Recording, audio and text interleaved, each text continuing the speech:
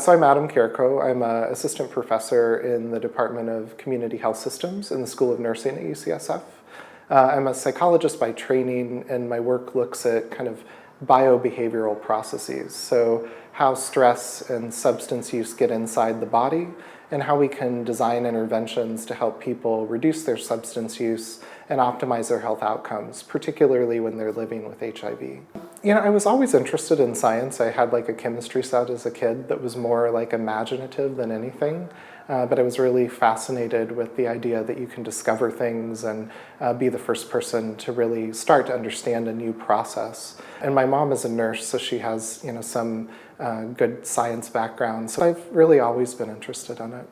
I was always really fascinated with how stress affects the body and how it affects people's behaviors, like their adherence to their medications or their substance use, but also their health outcomes, like how stress can change the immune system or have negative effects on the immune system.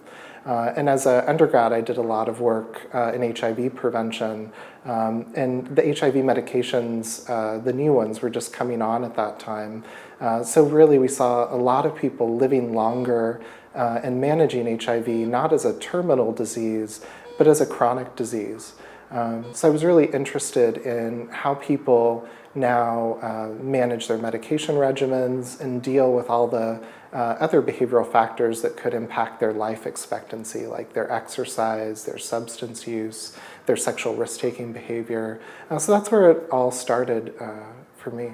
I think that's the difficulty of being a scientist. I mean, a lot of the work that we do happens off the 9-to-5 clock, right? So during the day I'm teaching, I'm seeing study staff, meeting with students, going to committee meetings. And so the time to write papers really happens for me on like Saturday mornings and Sunday mornings.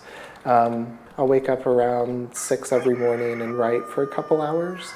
So analyzing data, writing papers, getting grants together, reviewing papers, and then I'll come in and kind of meet with my project director and other study staff just to check in around things that are happening with participants, working with issues that we're encountering with data or with different operational kind of challenges for the studies, and maybe a little teaching or a committee meeting somewhere in between there. So right now we're working mainly with methamphetamine using gay and bisexual men, and they're going through treatment here in the community just down the street at the Tenderloin AIDS Foundation.